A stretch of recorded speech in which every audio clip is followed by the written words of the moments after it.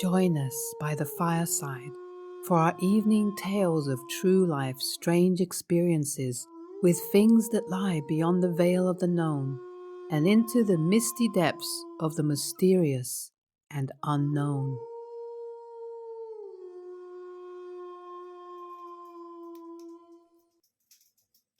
The old prison.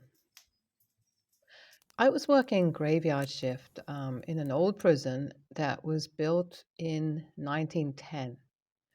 I've seen many spooky things in there, like, doors slamming, chairs moving around after the admin staff had long gone. And of course, the occasional self doubt of, is someone sitting, moving over there? When all inmates are locked in cells and sleeping. Nothing really ever surprised or shocked me. It was, this prison was 100 years old, and it used to do regular executions there as well.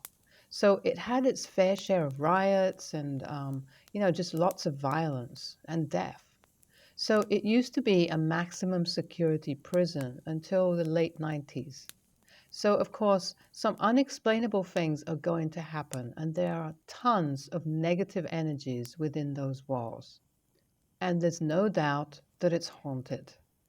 So, like I said, I wasn't ever really completely surprised by it, but just startled by it, when something actually happened. But then there was one night. I was on A unit, which went up 4 stories high of cells and 45 cells long. Each floor was called a tier. I was the only officer on that unit at the time, and it was probably around 2 a.m., something like that. There is a B unit officer and a rover that goes back and forth between A and B to help us out. The rover was on B unit at that time. So here I was doing my hourly tier checks, and I was making sure that everyone's breathing and that, no one is tattooing or sneaking in cigarettes or, something they're not supposed to be doing. So this is often what happens on graveyard. I was in tier 2 halfway through, and I started to hear footsteps, and they were boots that sounded like they were behind me. I turned round and I was expecting to see one of the rovers catching up to me. However, I saw nothing and the steps just suddenly stopped. So I kept going along and I was doing my checks, and then I heard them again, 5 to 10 feet behind me, going at my pace, same pace as me, and I turned and I saw nothing again. Anyway, I just shrugged it off again as a possible echo of my own boots or, just something else. I didn't give it much thought. I continued to check on tier 3 now, and the boots were still stepping strong behind me. I'm a history buff, and I know that rubber-soled shoes weren't invented until around the 1890s, and even still not commonly used, especially in professional dress shoes until well into the 1960s or 70s. This step was loud and heavy, and it had a sort of clack of heel, not like high heels, more like leather-soled dress shoes. Officers in the 20s and 30s didn't have rubber-soled tactical boots. They typically wore hardened leather-soled shoes. And this is what is crossing my mind as I'm continuing my checks. None of the officers on the shift had loud boots on. We wore sound dampening tactical boots. So when I made this realization, I stopped entirely and I just listened. And it made this sound, click clack, click clack, just a couple more times. Maybe 5 seconds of silence goes by, and then click clack, click clack, click clack. And it got faster and louder, as if it's running towards me now. Click clack, click clack, click clack. Then, boom, it just stops, almost seemingly right in front of me. I didn't move a muscle as I'm hearing this plain as day, and yet, I'm standing there and I'm not seeing anything. Then I heard this weak and kind of quiet voice, and it's almost like a whisper, but it has a tone of anger to it. And it said, "Why are you out?" As if I was an inmate and I wasn't supposed to be out of my cell. Still, nothing, no one is around me except for sleeping inmates in their cells. So I just got my backside out of there and right back to the officer's desk. I stayed there for the duration of the shift, just trying to make sense of it. The rover did my checks and counts for me for the next couple of hours. So, anyway, I guess I'm not the only one who came across Officer Boots, as he was so affectionately named. He has apparently made his presence known to many people, officers and inmates alike. I've also heard many other stories and tales from around the facility, but that was just the spookiest one, just because it felt like this ghost spirit was coming right up to me and then just stopped. And that was really, really scary.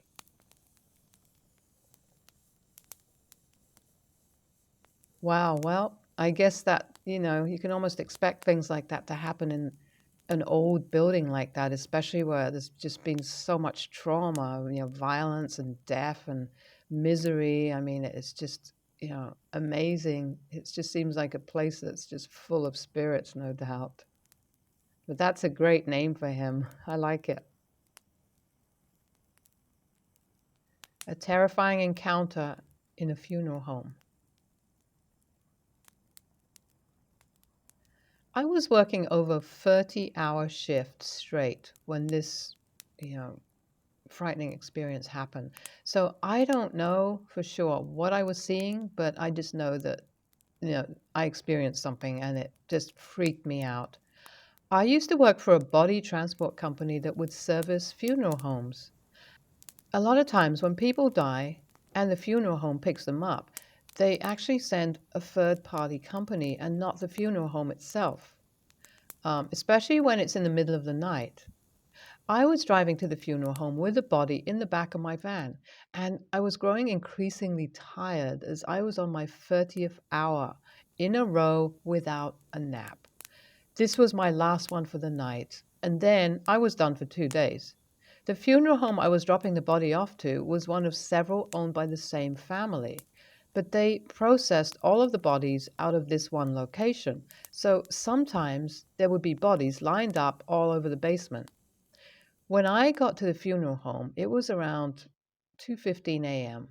I opened the garage door and I removed the stretcher that the body was on from the van and I took it into the garage. I pushed the stretcher down the long, narrow hallway that led to the elevator. No matter how long I did this job, I always used to feel uneasy going into the basements of several funeral homes at night. However, this one was not one of them. At this point, I just wanted to be finished for the night and I just wanted to go home for some sleep. The basement had a long, narrow hallway that paralleled the one upstairs that led to the elevator. At the very end of the hallway, there was an open area to the left where the bodies that have already been embalmed lay waiting to be placed in the caskets. In the middle of the hallway to the left was the prep room where the funeral director or trade embalmer would embalm the bodies that we dropped off. This is where I was headed. I took the body to the prep room and I pushed the stretcher next to the embalming table. And, I was lining them up evenly. I then pulled the sheet that the body was laying on to move her from my stretcher to the embalming table. I then removed the clothes, placed a head block under the head, positioned her arms, put a sheet over her, and I was finally finished. Leaving the prep room, I made a right to head towards the elevator. As I was crossing the long, narrow hallway again, I felt a cool kind of feeling, a sort of chill, go down from the base of my spine all the way up to my neck. My next thought was, do not turn around. Do not turn around. Don't turn around. Foolishly, I turned around. And when I did, at the very end of the hallway where they kept the bodies waiting to be moved from tables to the caskets, there stood a man, maybe in his 60s. He was in a black suit, and he was not moving and not blinking. He was just staring at me. We made eye contact for, I don't know, maybe a microsecond, and then I just ran the hell out of there. I ran to the elevator, I ran down the narrow hallway upstairs and out of the garage door. I don't know if what I saw was from a lack of sleep or actually paranormal, but I quit that job after that because I did not ever want to see that guy there again. I mean, that just, he was, there was something about him that was terrifying, and I did not ever want to experience that again.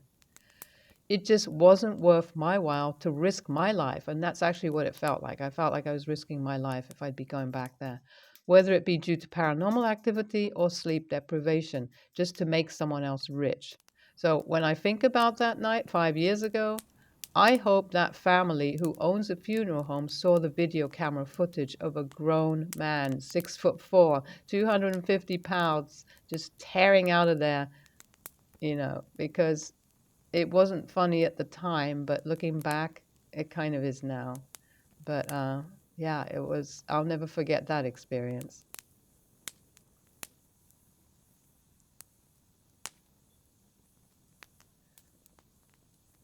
I imagine that people working in places like that probably have a lot of tales to tell about, just encounters with the paranormal or just unexplained things that happen. I mean, how else could they not happen, in places where there are so many dead bodies just constantly going in and out. So, wow, that's frightening.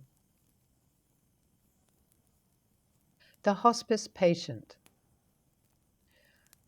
I was working a night shift in a psych facility for 3 years, and I've got a few stories that were told to me by others, and some of them I experienced for myself. And this particular one was actually my own experience.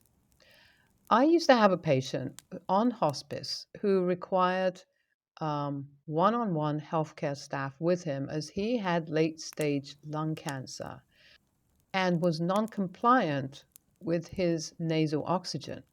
He tossed and turned for a bit into the shift. Finally, he settled down at probably around 1 a.m. I was just kind of staring off into the dimly lit room, just resting my eyes after documenting for a while. And I relaxed my gaze and I started to feel very comfortable in my chair. Um, and then I was still very much awake, however, and all of a sudden, I suddenly saw what appeared to be the figure of a woman standing next to his bed. She was looking down at him and stroking his head. She looked at him the way a mother looks at a child, and she was wearing one of those old looking A-line dresses, kind of like the ones in the 50s or kind of around that time. I just shook my head from side to side to, just, I don't know, just maybe shake it away or something because maybe I was seeing things. Um, I felt like maybe my imagination was running away with me, and or maybe I was just tired. And then, but that was until the patient started to speak. Mom!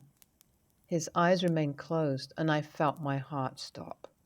It was like deafening silence in the room.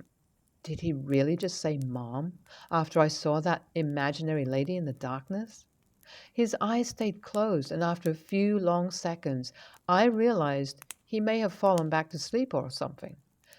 But then again, he spoke up, and this time to me. My mom's dead, you know. I was stunned to silence again. I said something generic like, "Oh, tell me about her. What was she like?" Then he grumbled something and fell back to sleep. I thought about that moment for the rest of the night, and it haunted me forever. And my first thought is of how our past loved ones visit us when death is near. And when I saw this woman, I knew deep down that he was going to die, and she was waiting for him. 2 days later, I returned to work. My coworkers told me that the patient had passed away the very next day from when I saw his mom with him. I'd really like to think that she held him again as he made his final journey home to the other side. That was a really heartwarming story. It really does sound like his mom was just waiting for him, just helping him to cross over. And I believe that this is what loved ones do. Those who have already passed over, And when it's our time to go, they're there waiting for us to help us make it to the right place, I guess. Beautiful. Thank you.